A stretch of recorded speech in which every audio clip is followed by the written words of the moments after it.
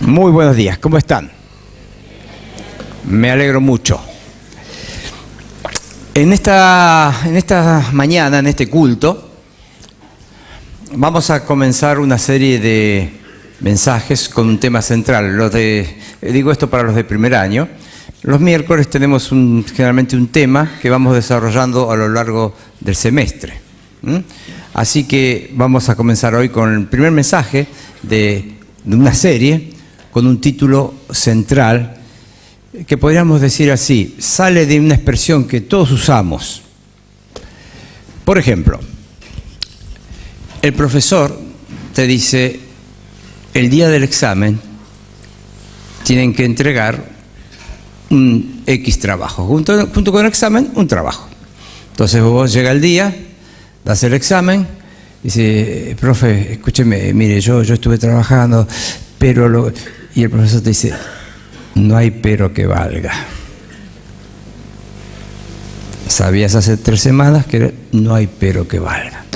Llevas el auto al mecánico y le decís, ¿podrá estar para mañana a la tarde? Porque lo necesito pasado mañana temprano para ir. Sí, no hay problema. Vení tranquilo, mañana a la tarde el auto está. Llegás ahí, lo vas a buscar. Dice, mira, estuvimos trabajando, pero... No hay pero que valga. Te dije que no hay pero que valga. En estos cultos quisiera hablar con ustedes, yo hoy, otros misioneros en diferentes cultos, de que no es tan cierto. Hay peros que valen. Vamos a hablar de los pero que valen. El primero surge de la vida de un tremendo hombre de Dios, alguien que es un gran ejemplo de conducta, de integridad, de pureza. Me estoy refiriendo a José. Vamos a ir en primer lugar al capítulo 39 de Génesis.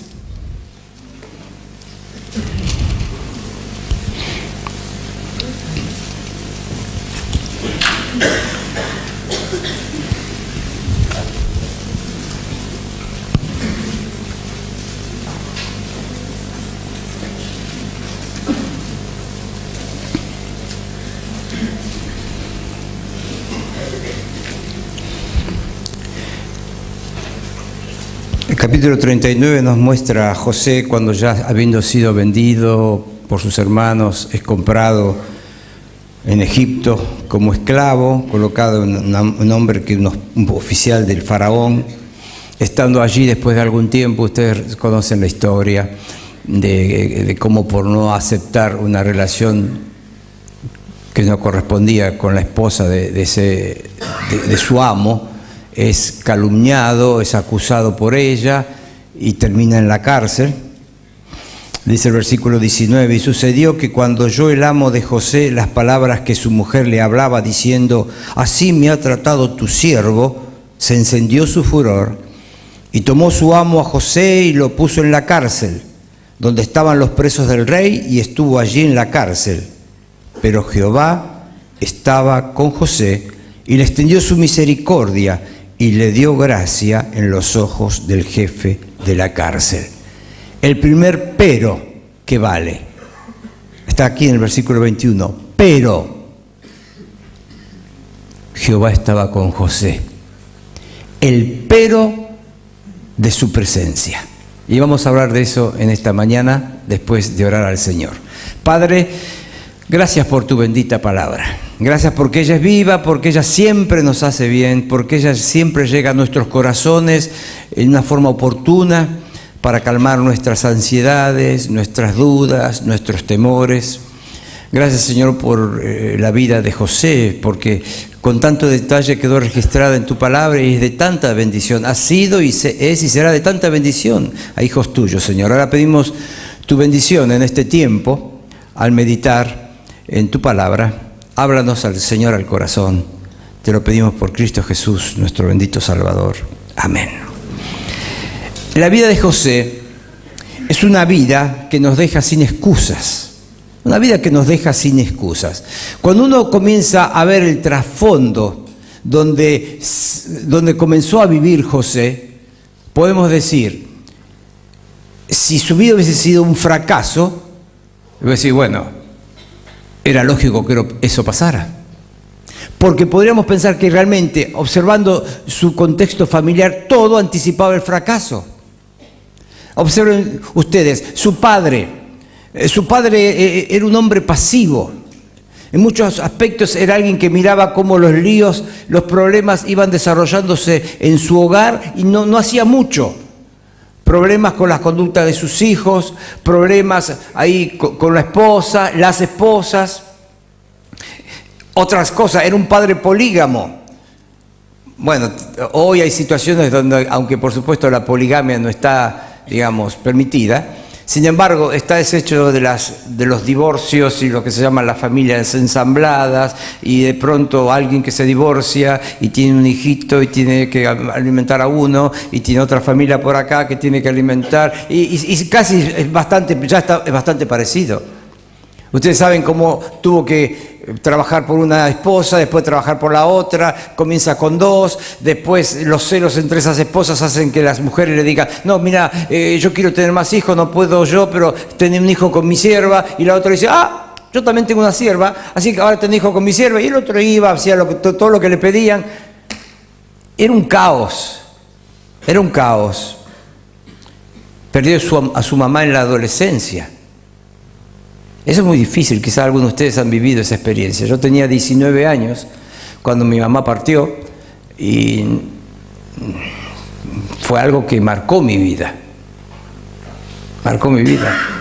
Es difícil. Y a este muchacho le pasó eso. Tenía el mal ejemplo de sus hermanos. Los hermanos mayores siempre son de mucha influencia. Siempre. Yo lo veía, por ejemplo, cuando nosotros Dios nos dio 3 hijos, la mayor es una mujer, después un varón, Esteban, que ustedes lo conocen porque está aquí, y 9 años menor es Pablo Santiago, que está trabajando con Palabra Vida en Portugal.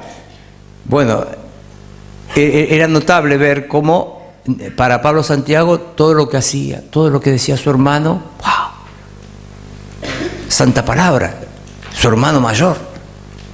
Y acá el muchacho tiene un problema, que sus hermanos mayores son todos un desastre. No solo eso, era odiado por sus hermanos. Sus hermanos le odiaban. Y dice que ni siquiera le podían hablar bien. Imagínate, vos son tus hermanos, los amás, los admirás, los querés, y ellos no te tratan bien nunca. Te maltratan, te hablan mal. Quizá había una razón, otro error del padre, era el preferido del padre. Sabemos que tenía una túnica de colores especiales, lo cual estaba marcando un poco quizá lo que era el plan del padre en cuanto al futuro de ese hombre, de ese muchacho que sería un día hombre. Porque esa ropa de mangas largas, de colores, no era muy apropiada para trabajar.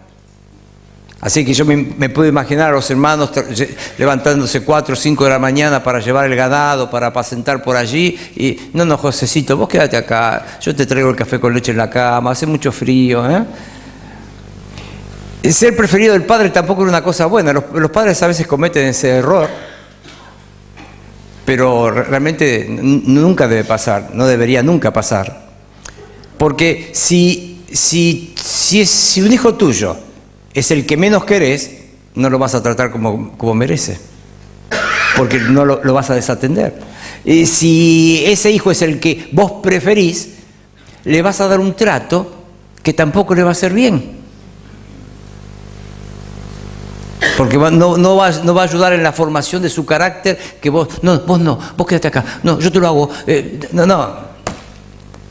O sea, cuando uno piensa en todo lo que fue la vida de José, podemos decir, todo anticipaba el fracaso, y si ese muchacho, llegando a ser un hombre, era un desastre, y bueno, ¿qué querés? Con el padre que tuvo, los hermanos que tuvo, todos los errores que la gente cometía a su alrededor, sin embargo, es alguien que triunfó. Y la fe se destaca en José. Su fe triunfó enfrentando las circunstancias. Y por medio de esas circunstancias difíciles, por medio de esa adolescencia, esa juventud difícil que él debió enfrentar, se fue forjando en él un carácter que lo estaba capacitando para lo que él debería vivir en el futuro. Porque cuando uno lee la historia, ve que a él a los 30 años, y 30 años eran poco, asume una tremenda responsabilidad, que es la de ser el segundo en todo Egipto, abajo del faraón, José. Fíjense, vamos a ver dos versículos bien conocidos, pero siempre me gusta buscarlos en la Biblia y leerlos. Romanos 8:28 nos dice allí: sabemos que a los que aman a Dios, todas las cosas les ayudan a bien. Esto es, a los que conforme a su propósito son llamados. ¿Estás aquí porque Dios te llamó? ¿Estás aquí porque amás a Dios? Aquí hay una promesa, una convicción de que las circunstancias, todas las circunstancias, lo que puede pasar en este año, lo que puede pasar en el futuro, todo ayuda a bien. Vamos a 1 Pedro capítulo 5.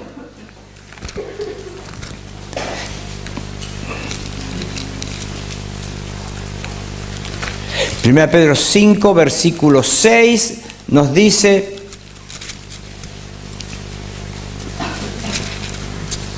humillaos pues bajo la poderosa mano de Dios, para que Él os exalte cuando fuere tiempo. Cuando fuere tiempo. Todo esto todas las experiencias que pasan en la vida de José tienen este propósito: capacitarlo, prepararlo para ese día, para ese momento cuando Dios habría de exaltarlo, habría de llevarlo a una posición de tremenda responsabilidad. Pero la verdad que toda su vida estuvo llena de obstáculos. Realmente podríamos decir que José fue el campeón de la carrera con obstáculos. Es un atleta muy especial aquel que corre la carrera de obstáculos, ¿no es cierto? Porque ves, el tipo corre 2 pasos y salta, y vos decís, este se lleva a la valla, tira y pasa, y sigue corriendo y pasa. ¡Wow! Y así fue la vida de José. Obstáculo tras obstáculo, pero él siempre los vencía. Las pruebas forman parte de la vida. No debemos asustarnos de eso y debemos reconocer que es así. Ustedes fíjense, por ejemplo, Pablo cuando habla con los ancianos de Éfeso que llegaron ahí en el capítulo 20 de los Hechos a despedirse de Pablo, él hace ahí un recuento de lo que fue su ministerio entre ellos, y en el versículo 19 del capítulo 20 él dice: sirviendo al Señor con toda humildad y con muchas lágrimas y pruebas. Pablo tuvo pruebas. En Santiago 1:2 dice: hermanos míos, tened por sumo gozo cuando os halléis en diversas pruebas. Y fíjense que la prueba no viene de un Dios sádico, de un Dios que no se interesa en nosotros, sino que sabiendo que la prueba de vuestra fe produce, es decir, las pruebas tienen un objetivo: producir en nosotros cosas que si no fuera por las pruebas nunca las tendríamos, y son cosas que necesitamos tener. Es decir, las pruebas persiguen un objetivo. En 1 Pedro 1:6, Pedro dice: en lo cual vosotros os alegráis, aunque ahora por un poco de tiempo, si es necesario, tengáis que ser afligidos en diversas pruebas. Es la misma expresión de Santiago: diversas pruebas multicolores, de todo tipo. Las pruebas que yo he enfrentado en mi vida, algunas serán las que vos estás enfrentando o enfrentarás, otras no. Vos tendrás pruebas que yo no he tenido, pero todas tienen un propósito especial, como pasó en la vida de José. Sí, José enfrentó pruebas. Fíjense, en el capítulo 37 aparece en escena, en el relato bíblico, el hijo preferido.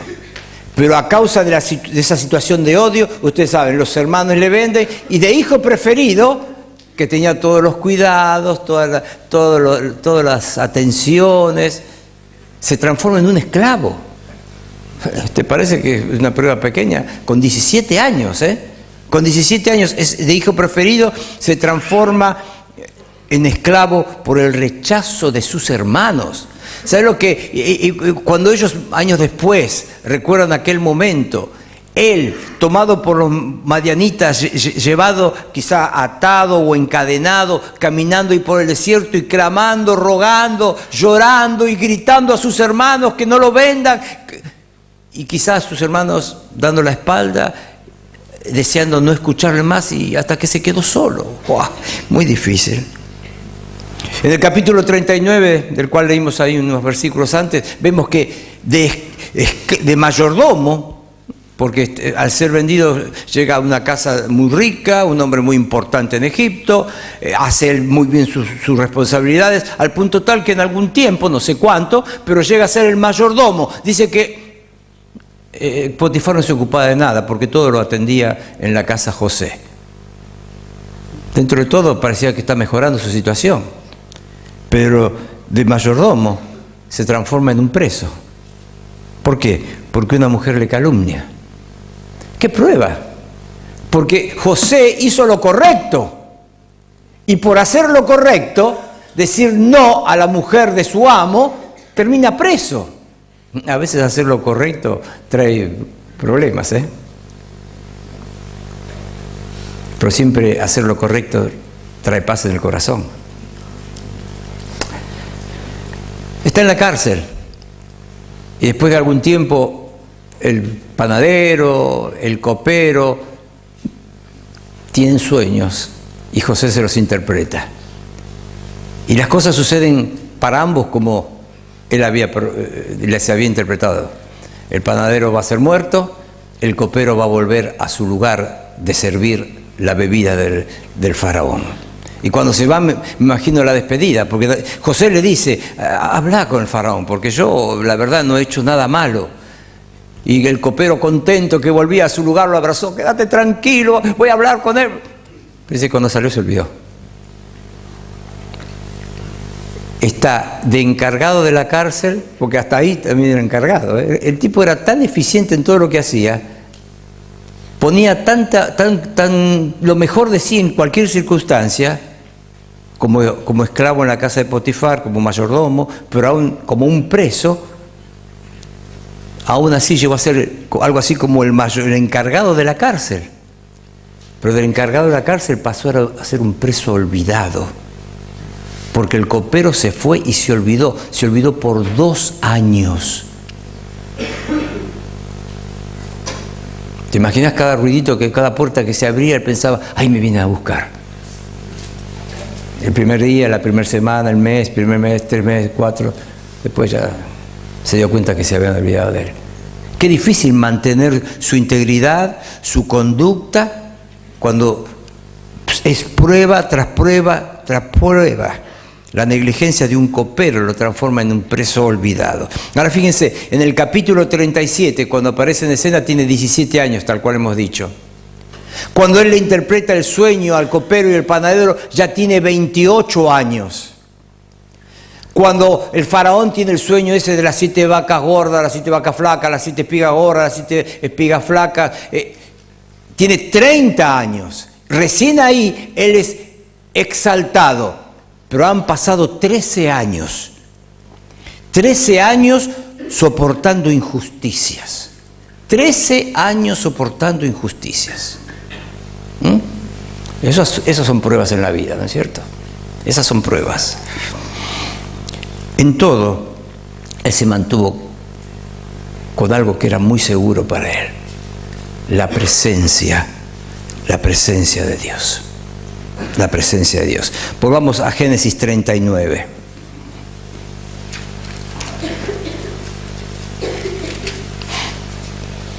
Es interesante que en este capítulo 39, 3 veces se enfatiza la presencia de Dios. Fíjense.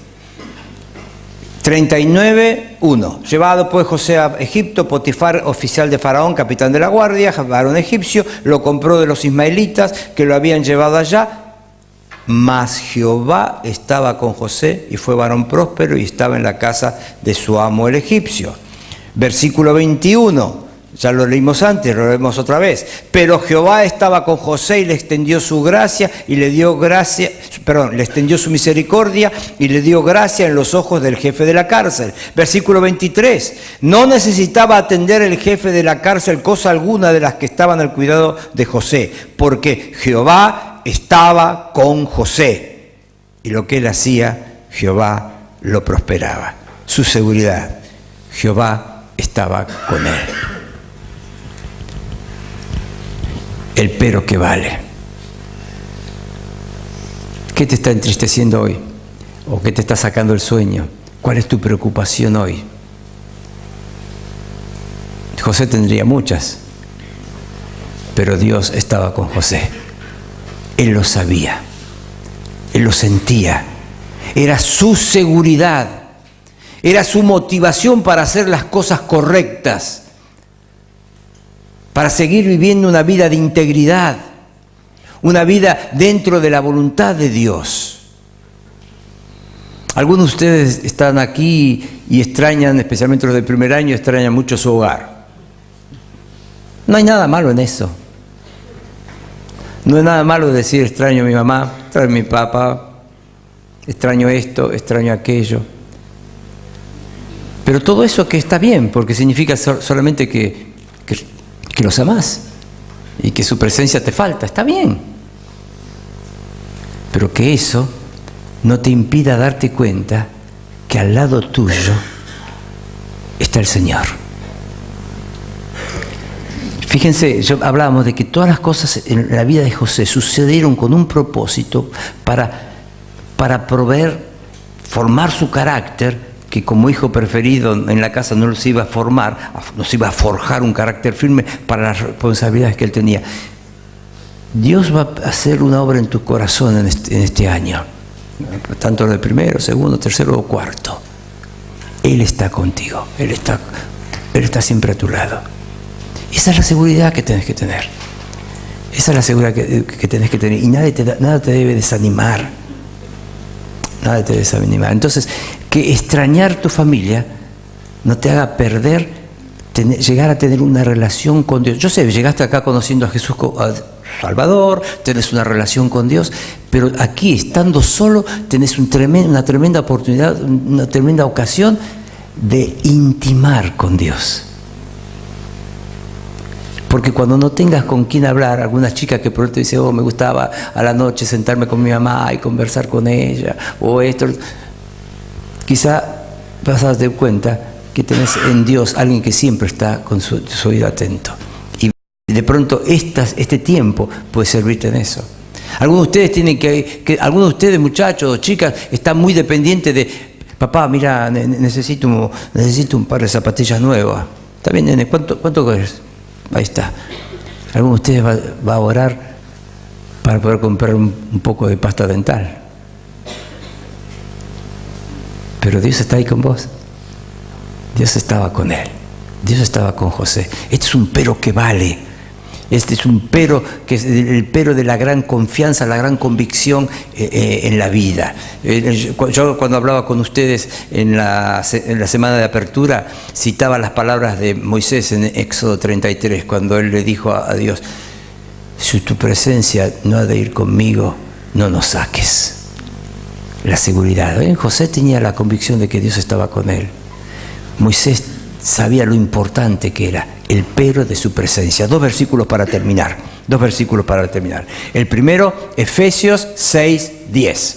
Fortaleceos en el Señor y en el poder de su fuerza. Fortaleceos en el Señor. Hacete fuerte. El mundo te dice, tenés que hacerte fuerte. ¿Y cuál es el método? Tenés que creer en vos. Eso es lo que el mundo dice. Pero la Biblia te muestra un camino más excelente. Hacete fuerte en el Señor, en el fuerte, y en el poder de su fuerza. Último versículo, Efesios 4:13. Ustedes todos lo conocen, este versículo de memoria. Vamos a leerlo. Todo lo puedo en Cristo que me fortalece. Otra vez, vamos, quiero escucharlo bien fuerte. Todo lo puedo en Cristo que me fortalece. José vivió mucho tiempo antes de que Pablo escribiera la carta a los filipenses, pero él vivió de esa forma, seguro de que no había un obstáculo en la vida que él no pudiese saltar, porque Dios estaba con él. Dios estaba con él. Dios te trajo aquí y Dios está contigo. El pero que vale. Cuando te sientas desanimado, cuando parezca que la montaña es demasiado alta, cuando parezca que comiences a pensar en tus propias limitaciones, quizá para estudiar, para retener versículos, para preparar un examen, para presentar un trabajo, cuando sientas la falta de la presencia de tus seres más queridos, acordate, el Señor está con vos. Hacete fuerte en el Señor, confía en que todo lo puedo en Cristo que me fortalece. Este es un pero que vale. Así que, aunque todos decimos muchas veces, no hay pero que valga, este es uno que vale y que debe valer mucho en tu vida y en mi vida. Oramos al Señor. Padre, gracias por tu palabra. Gracias por el tremendo testimonio, el tremendo impacto que es la vida de José registrada en ella, Señor. Alguien que desde joven vivió con una convicción de que tú estabas ahí. Y vemos que tú le acompañaste. Estabas con él cuando era un jovencito mimado, consentido. Estabas con él cuando fue vendido como esclavo. Estabas con él cuando fue un mayordomo. Estabas con él cuando, por mantener pureza, terminó en una cárcel. Estabas con él cuando fue olvidado aún por ese copero, pero estabas con él. Señor, en este año no sé qué cosas vendrán en nuestras vidas, pero sabemos que nada viene porque sí. Sabemos en que tú tienes un propósito. Tú quieres equiparnos, prepararnos para lo que tienes en el futuro para nosotros. Lo que tenía José era maravilloso, era algo muy importante. Él salvaría de morir de hambre a toda su familia. Señor, yo estoy seguro que tú tienes cosas grandes, porque eres un Dios grande para cada uno de los jóvenes que has traído al Instituto Bíblico. Señor, que cada día todos podamos crecer en esta convicción profunda de que tú estás con nosotros. Sin ti no podemos hacer nada, pero todos lo podemos en la fuerza que Cristo da. Gracias por tu palabra, en el nombre del Señor Jesús oramos. Amén.